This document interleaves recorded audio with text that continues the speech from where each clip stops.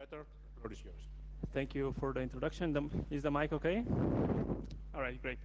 So these days we heard a lot about obfuscation of Android, and I'm going to talk about the inverse process of how do we remove or how do we remove obfuscation, or how do we deobfuscate applications. And so I will present you a system called dguard that was developed by Benjamin Bixel, Veselin Raichev, myself, and Martin Vechev. We're all from the Software Reliability Lab at ETH Zurich. So before I begin, so why do we care about deobfuscating applications? Although we talked about this already in some sense. So as we all know, most of the applications today are distributed on Google Play, and they're distributed in the form of Android binaries or APK files. So in particular, the source code of these applications is not part of this binary. So this means that if you want to inspect the application, how it works, how it handles, for example, confidential data, personal data, these become much more difficult because you only have the binary. Not all the applications are like this. You also have repositories like F-Droid, where all the applications that are distributed are open source. So for those, we do have the code, and we can inspect and see how they work. However, the vast majority of the applications today are distributed in binary format. So in Google Play, we have something like 2.6 million applications. In open source repositories, we have several thousand, so it's much smaller number. All right, so for these 2.6 million applications, interesting questions are, well, which ones are malicious? We would like to know which ones include vulnerable third-party libraries. These are all interesting questions. Unfortunately, they're difficult to answer without having nice readable source code of the application. So why don't we have nice readable source codes? And let me give you a simple example. On the left, you see the source code of a code snippet of an application where, so we have an application code, it implements a class DB helper, has some method, execute SQL.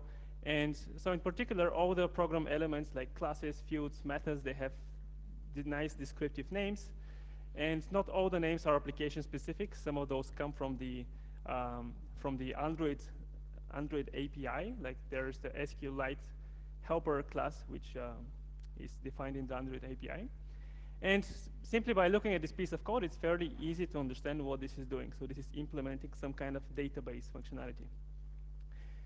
However, before we package this application into a binary, what happens is this source code would go through something called layout obfuscation. So this is performed typically by ProGuard, which is the most common kind of obfuscation that we have in Android nowadays. And as a result of this obfuscation, all the application-specific program elements, their names are replaced with short, meaningless identifiers. For example, the class name is gone, the field, the package name is ABC. So that's what we get after obfuscation. And importantly, not all the names would be obfuscated. So those that are part of the Android API would remain, because these are not defined by the developer, and the obfuscation mechanism should not touch those. And I think the contrast is clear. So if I look at the code on the right, it's much more difficult to say what this application does. This poses a number of different security challenges. So it becomes more difficult to inspect how the application works. Importantly, also, when this process of obfuscation is done, the way third-party library is obfuscated is the same way as application-specific code is obfuscated. So this means it becomes impossible to distinguish any third-party code that was obfuscated as part of the binary. So we don't know if the application had any vulnerable libraries that were used to build the binary. And many other security problems, like it becomes difficult to check if code duplication, code stealing, and so forth. So the central question that we ask in this work is, well, can we reverse this process? Can we go essentially from the obfuscated source code and produce the code that the developer originally wrote? And intuitively, if you think about this, it becomes like, intuitively, it's a very difficult task, right? Because once the names are removed from the source code, how are we going to go about finding out what they were at the first place? Well, however, we show that this is possible. And to show this, we built a system called dguard. This system is publicly available, and you can check it out at apkdguard.com. And this system can quite accurately reverse this process. So with 80% accuracy, the obfuscated program elements are renamed back to the original names that were in the source code. That's pretty high accuracy for doing this kind of deobfuscation. And to give you some better idea of how the system works, I will give you a short demo. So this, once you go to the website, that would be the web interface of our system. And what you have to do is you have to upload an APK file to it in order to deobfuscate it.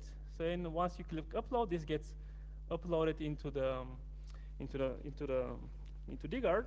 And then what it would do is it would first deobfuscate all the meaningless short names, and then it would decompile this to show you the result into Java.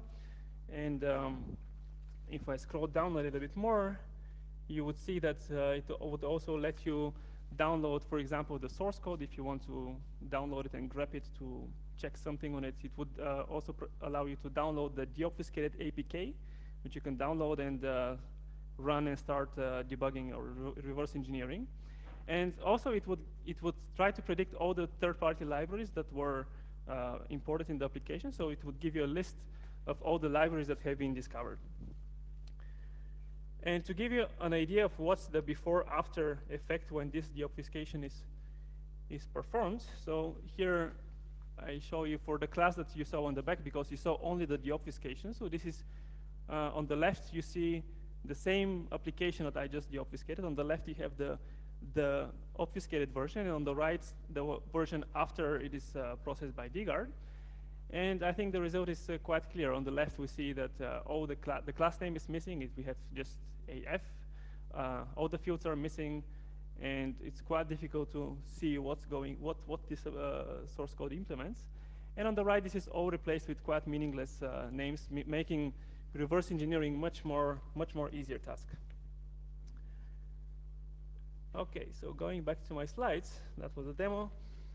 So we released this system in October last year, and it quickly became popular among the Android community. Many people started uploading their Android binaries to it. So far we have over 100 gigabytes of Android binaries uploaded to our system. There were various Reddits and posts and tweets about the system. People are wondering how is this possible to go, to figure out what were the names in the first place. One guy on Reddit even asked, like, what's the point of having ProGuard if there are systems like this? And another Redditor responded that he made the effort to ask the ProGuard creator of how difficult it is to deobfuscate ProGuard obfuscated applications, and the creator apparently said that this is essentially impossible. So there's a mismatch here, because we show that it is actually possible, and we can do this with quite high accuracy. All right, so how do we do this? I think there are two main components that I will explain. So you need to have large amounts of open source code, and this we have. We have repositories like Bitbucket, GitHub, and so forth, and machine learning. These are the two ingredients.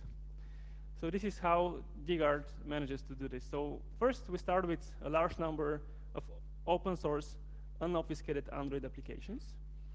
And as a first step, we have a learning phase, and intuitively in this phase, we want to learn how programmers, or how names are assigned to program elements. And to achieve this, so first we run some static analysis on the application, on these applications. And intuitively, the idea here is we want to derive some semantic representation of this application. So we want to derive what are the program elements in the application, how are they related with one each other, and so forth. Having derived this semantic representation, then we have a training. And the idea of this training phase is to learn a probabilistic model that captures how names are assigned to program elements. And once we have learned this model from all these thousands of open source applications, we can use this to deobfuscate applications. So this is done during this prediction phase. So the learning phase is done once and for all applications. So we do this once to compute this probabilistic model, and then we store essentially this probabilistic model in DGARD. And then we run the prediction phase for each individual application. And the way this works is, so we start with the obfuscated code, We run the same kind of static analysis to derive what are the program elements and their relationships. Then we can use the probabilistic model to predict, to run map inference to predict what are the most likely names that should be assigned to the obfuscated program elements. And once we have predicted those names, we can simply transform the application by plugging in the names that we predicted. That's the idea. So there's several parts here that are critical to get right in order to get this to work. So it is important to pick the right semantic representation. So it's important to pick something that is compatible with whatever probabilistic model you're going to train. And also it is important to abstract away some details to do the static analysis, because if you want to train this model directly on source code, that's not going to work. So for the rest of the talk, I'm going to give you a bit more detail on how these steps are performed. And I'm going to start with the probabilistic model, which is like the merging, the thing that unites these two phases. All right, so here in DigArt, we use a probabilistic graphical model. And these are very well-known probabilistic models that have been used in many other domains, for example, in computer vision, in speech recognition. And here in DigArt, we use them for the task of deobfuscating Android applications. And I'll give you a quick crash course on these probabilistic models and how they work. So as the name suggests, these models, you have a graph over variables. And these variables are partitioned into two kinds. So you have known variables, which are the ones for which you do know the names, and unknown variables, which are the ones for which you want to predict the names, okay? And in the context, in DigArt, we deal with programs, so these graphs represent the programs. So in particular, the nodes represent different program elements, such as class names, methods, constants, types, fields in the code. And here on the right, for example, you see the source code of the application from which we derive the graph that is over there on the left. For example, we would have the node A to represent the class A. We would have another node, SQLite helper, to represent the class that it extends. So once we have derived these nodes, then they are connected with different kinds of relationships. And these relationships essentially capture how these program elements relate. For example, A extends the SQLite helper, so we would add an edge to represent this relationship between these two program elements. And so it is important to get these relationships right, and there's more detail on what are the complete, all kind of relationships that we use in DigArt. So if you're interested in exactly how these graphs are derived from the APK, you can find a detailed report on this on the website of the system. All right, so once we have the graph, then each of these edges that connects these program elements is associated with different feature functions. And now these feature functions, they define concrete names that can be assigned to the program elements. For example, we would have the relationship, the edge on the top extends, which is associated with two feature functions, F1 and F2. And according to these feature functions, we can assign the name dbutils or dbhelper to the class name A. And these feature functions, they also have a weight which intuitively gives you the likelihood of how likely is the name that they suggest to use to deobfuscate this program element. So for example, dbutils is considered more likely because the feature function F1 has a higher weight than the feature function F2. Okay, so the whole point of having this graph and these feature functions is that the graph, together with the feature functions, defines a well-known probabilistic graphical model called conditional random field. And I will not go in much detail there, but the point is that it defines a conditional probability. So it defines the probability of any assignment of names to the obfuscated elements, given the names of the elements that we know. Okay? So technically, the way that's done is you have to evaluate the feature functions, multiply it by the weights, and then this would define what the probability is. So what's the point here? If I have this probabilistic model, I can simply check, I can use it to find the names that are most likely. So that's the goal. And if I start with a new obfuscated application, I can derive the graph for that application. What I don't have initially, at this point, I don't have the feature functions and the weights associated to these feature functions.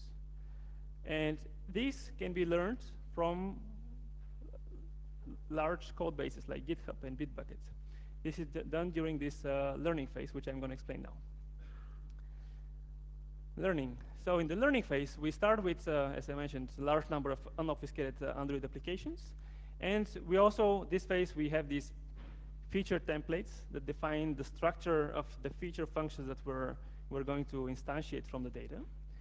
And to give you some idea of the scale here, so we start with several thousand unobfuscated applications. And the feature templates, these are manually defined templates. And we have 28 of those in DGARD. And in the first step during this learning phase, we run our static analysis to derive what are the dependency graphs that correspond to these applications, so the program elements and their relationships. And at the same time, we also instantiate all the templates with concrete feature functions. So again, to give you a notion of the scale, so these graphs are small on the slide, but they're big in practice. So an Android application, the graph that you would derive from it would be something like 1,000, 10,000 number of nodes. And the number of feature functions that we instantiate from the data is in the order of hundreds of thousands of different ones. Okay, so here at the bottom, I get the feature functions. What's missing, the last missing component, is the weights that will be associated with these feature functions. And this is done during training, where essentially the goal is to compute weights that maximizes the probability that the obfuscated elements would be correctly predicted. So now that here we can train this, I mean, we can maximize this because these are unobfuscated applications. So we do know what are the correct names given in the source code. So that's what allows us to compute the weights here. All right. And the output of this learning phase is the feature functions together with the weights. That's it. All right, moving forward, so this is a high-level idea of how the learning is performed. Now I'm going to explain to you how the probabilistic model that is outputs from this learning phase is used to deobfuscate applications. And here's how it goes. So we start with the obfuscated source code. We run our static analysis to derive the dependency graph that corresponds to this application. So in this example, this is the same example I showed you before. So we have two program elements that have been obfuscated, so namely the class A and the field B. And now, because we have already learned the feature functions and the weights, we know precisely what feature functions are associated to each of the edges in this graph, okay? And now these feature functions, they tell me what are concrete names that can be assigned to these program elements. For example, the class A can be called dbutils or dbhelper. Then if I look at the field B, this one can be called either db or instance. And so you get a total of 4 possible combinations in this example of how we can deobfuscate that application.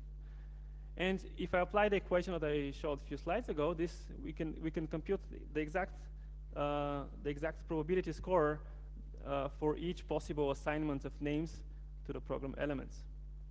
So here we have 4 combinations, and to pick the highest one, we run map inference, okay? So in practice, of course, we cannot brute force and go over all possible combinations of names because these are very, very large graphs. But using map inference, we can approximate that result. So in this case, it should return the second row because this has the highest probability score of 1.3. And once we have done that prediction using map inference, this gets plugged into the graph. So we know what are the new names, and finally we can transform the application by plugging in these names into the final source code. And that's the output. As output, we get the obfuscated code of the application. All right.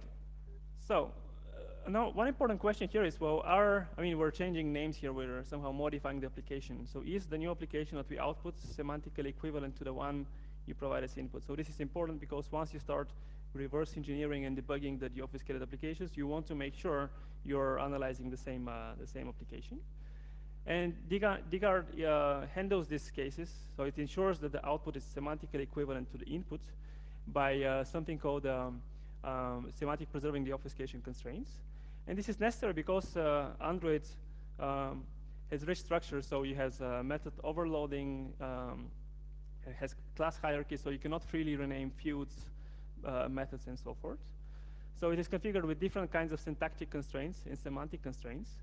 And Once the application is uploaded to the system, it would run some static analysis to derive those syntactic and semantic constraints that would ensure that the result is equivalent to the input. And then it would preserve those while the deobfuscation is done. So a simple example, if we have a class A with these two fields A and B, then DGARD, so we would derive a constraint that these have to be different, otherwise we don't get a syntactically valid application, and then this constraint would be enforced while the deobfuscation is done. So similarly here we have two methods that have different names, but the class below extends the one above. So we have to make sure after the obfuscation these also still have distinct names, otherwise we would get a method overload which would change the semantics of the application. So this is all transparently handled by the DGARD system. All right, so this gives you a rough idea of how this DGARD system works. Next, I'm going to talk a little bit about how we implemented this and how well it performs in practice on real applications. So it's for the implementation, for the static analysis part, we use Suit, which is a popular static analysis library for Java and Android. And for the learning and the map inference parts of the system, we use the Nice2Predict framework, which was developed in our lab. So this is a very scalable open source framework for structured prediction. It is open source. You can find it at nice2predict.org. There are many examples, so you can urge you to go and check it out, how it works. In order to train the probabilistic model, we used the 2000 open source application that we collected from the F-Droid repository. And as I mentioned, this is also the URL where you can find our system. Now, in terms of how well does it perform in practice, we focus on, I'm going to answer 3 questions. So the first one is, well, can DGARD reverse ProGuard, where ProGuard is the main tool that does this kind of, the kind of obfuscation that DGARD targets. Then second question is, can DGARD be used to detect, to accurately predict third-party libraries? And finally, we wonder whether DGARD is useful to inspect real malware samples. All right, let me jump with the first question. So to conduct our ProGuard experiment, we did the following. So we took a lot of applications, the source code of these applications, and then we compiled 2 different versions of each application. So first we compile a non-obfuscated version of the APK, so where all the names in this APK are the same as in the original source codes. And then we also compiled it with using ProGuard, where we want to get, where all the application-specific program elements would be obfuscated. Then we can run the obfuscated APK through DGARD to deobfuscate it. And the point is that we can use the non-obfuscated APK as an oracle to tell us whether the names that DGARD predicts are identical to the ones that were in the source code. That's what we did. So let me show you what the data is. So first I show you some data on the applications after we have obfuscated them. So here you see several bars, and they show you, so these bars represent percentages across program elements. So we have fields, methods, classes, and packages, and the right bar aggregates over all different kinds of program elements. And so this tells you that after obfuscating the applications, about 30% of the names remain. So these are the API-specific ones that could not be obfuscated. All the other ones, the remaining 87%, are replaced with short, meaningless names. And let's see what happens after we deobfuscate with DGARD. We get the following results. So there are 2 additional bars, segments on these bars. So the green one tells you the percentage of elements that were correctly predicted. So by correctly predicted, I really mean the name is identical to the one that was in the original source code. And the red segment tells you the cases where DGARD predicts some name, but it wasn't exactly the same as the one in the source code. And the bottom line here is that after the obfuscation, 80% of the names are identical to the ones we find in the source codes. And for some, if you look at the breakdown per different program elements, there are some quite big differences. So if you look at fields, after obfuscation, you have only 1.6 of the names for fields remain in the application. After the obfuscation, this goes up to 80.6%. Another interesting fact here is that you see that for highest accuracy of DGARD is actually for predicting package names. And this is actually quite useful because if we know the correct package names, we can directly predict what are the third-party libraries that were used to compile this application. So that's what we did next. Next, we check whether DGARD can predict indeed third-party libraries, and we did the following. So again, we compiled applications that import such third-party libraries, and once ProgArt obfuscates those, so again, these are treated in the same way by ProgArt. So we essentially all the package names for the third-party libraries would be obfuscated, so we cannot recognize them directly. And what we did is we deobfuscated them again with DGARD, and then simply checked which third-party libraries are imported. So this is easy to check because we can simply look at the package names and see if they identify popular third-party libraries. So we measured this across our applications, and we got the following results. So the precision of doing this was 93%, recall was 91%, and this means that DGARD is in fact quite effective at predicting the third-party libraries that are imported in Android applications. All right, so last question was about, well, does this work for real malware samples? And to answer this question, so we took all the malware samples that were collected in the Android Malware Genome Project. So this is a project where joint effort to collect a lot of different malware samples for Android. And now that here we don't have the original source code, so I can't tell you how it was the exact accuracy of DGARD because I don't have it. But I can share some experience because we manually inspected the deobfuscations. And here's one example, common example actually, that was I found in many different malware samples. So you have a class like this, where if I look at it, I don't know what it does. hard to understand. After DGARD, we observe the following. So I see now that this class is actually called base64. I have a method which is called decodes, and if I check at the implementation of this decode method, I indeed see that this is decoding, doing base64 decoding. This is quite common in malware because malware often tries to obfuscate the strings that it works with. So that was one case where DGARD was quite successful to find such string decoders. And this is helpful because if I know what kind of string decoders are used by this malware sample and where are the methods that implement these decoders, then this can significantly save me time to manually try to find those in the malware.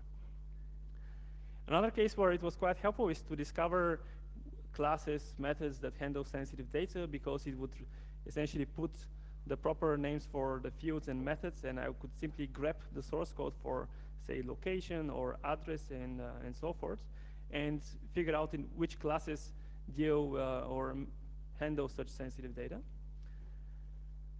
And of course, it didn't handle all the malware samples perfectly. We saw heavily obfuscated malware where you see things like reflection, code unfolding, control flow obfuscation, where it's these kind of obfuscation mechanisms go beyond what's the scope of what DGARD can handle, and it was not as useful to reverse engineer these examples. Okay, so that's about results. Now, what's next? Currently we're working on a new version of the DGARD system where essentially we want to make the system more precise, more scalable, faster. And also there is a next generation system that is currently being developed. It's called DeepCode. So this is a new spin-off at ETH. So this DeepCode also leverages large code bases and machine learning to help developers write easier, more reliable, secure codes. For example, it can automatically learn that SHA-1 is insecure by looking at GitHub and suggest to developers that they should replace the usage of SHA-1 with SHA-256, which is quite useful. All right, so with this I'm going to conclude. So in summary, I presented you the DGARD system, which is publicly available at this website, and it is the first deobfuscation mechanism for layout obfuscation in Android. The way what made this possible is really using these powerful probabilistic models that allow DGARD to learn from large amounts of code bases to achieve high prediction accuracy in this deobfuscation. And if you're interested in this line of work, like for example, if you're interested in these products or in research projects or internships. You can find more information on poml.ethz.ch. So there are many YouTube videos and presentations on this topic and other systems that achieve that do similar things. And the second link is the link to our lab, where you can find contact details to reach us and talk to us.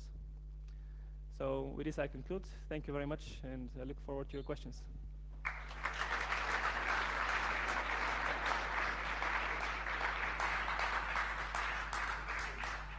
Thank you very much, Petar. I'm pretty sure that we have a lot of questions and a few minutes for them. So let's start. Hello. When you go back to the CRF description, which you have, you basically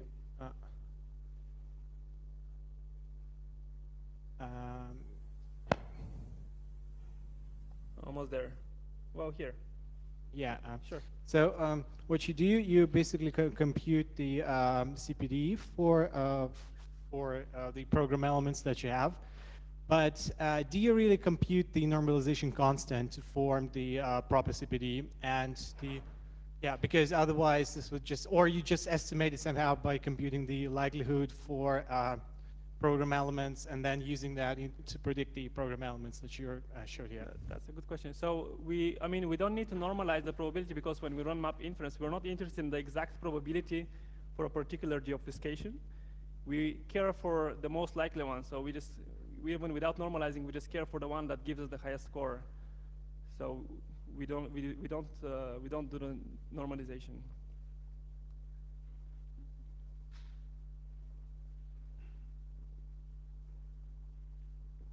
Hi there.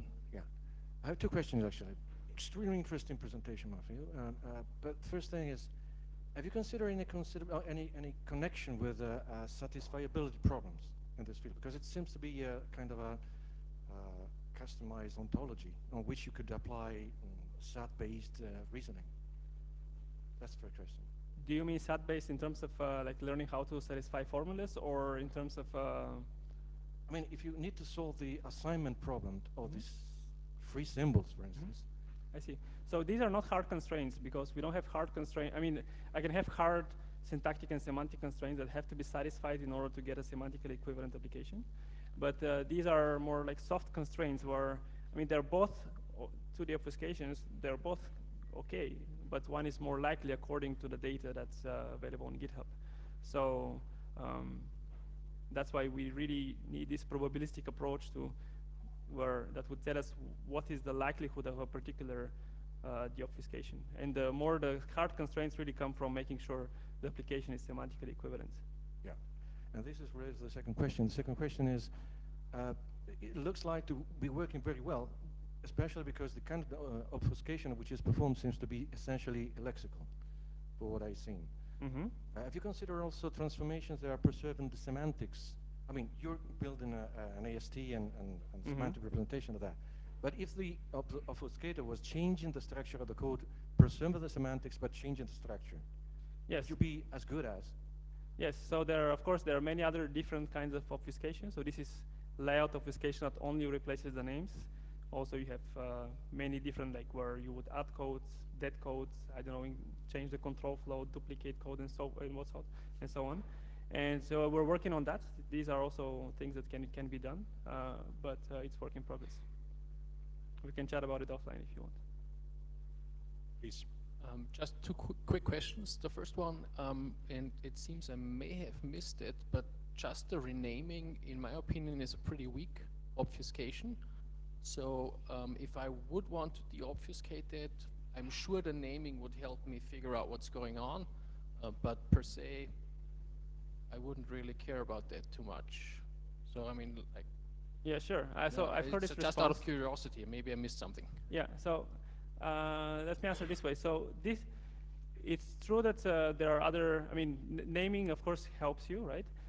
It's actually one of the most difficult kind of obfuscations to reverse, because ProGuard, what it does is it's a random step of obfuscating the application that is very, very difficult to go back.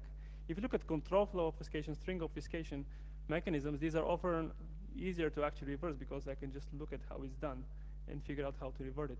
So in that sense, it's an obfuscation mechanism that's quite difficult to reverse. And as a second point is, I mean, really this is the most common kind of obfuscation done on Android, so that's why we started with this example. Yeah, no, that was just, it seems to me to be not very powerful to do, and other things may be better suited.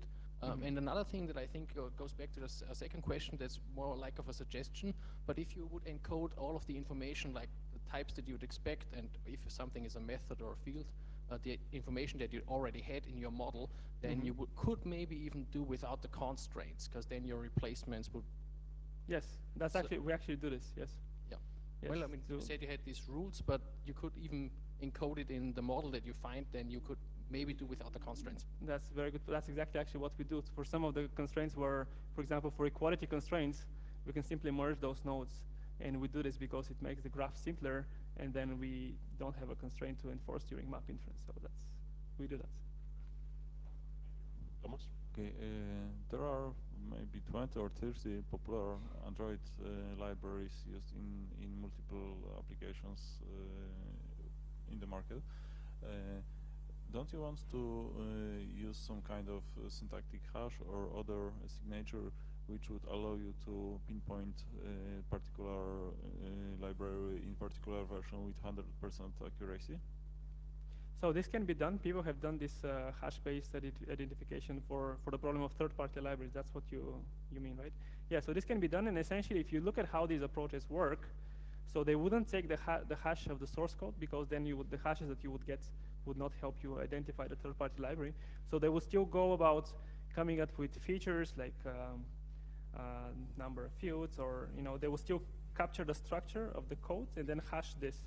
And here we kind of get the same thing, but we get it in a probabilistic, which allows us to be more flexible. So even if the third-party library is slightly modified, for example, I mean, concrete example, so when you do ProGuard, it would remove some of the dead code. So it would remove some of the methods in the library. So if you simply hash it, you would not be able to identify it. But here, as long as much of the structure of the third-party library remains, we would be able to discover that it is part of the application. So this gives us this flexibility. Thanks. I have one last question from there. Hi, how did you evaluate your results? Because 90% is pretty good. Did you evaluate your test set and training set with the same data? So you're referring to the third-party library prediction or the name predictions? The name prediction. So I mean, there we really made sure that the applications are split. So we split strictly training data and benchmark data. So we really did our best to separate those. And a short second, native? I'm sorry? Anything about native code so far, or? No, this is not handled right now. Okay, let's thank again Petar once more. Thank you.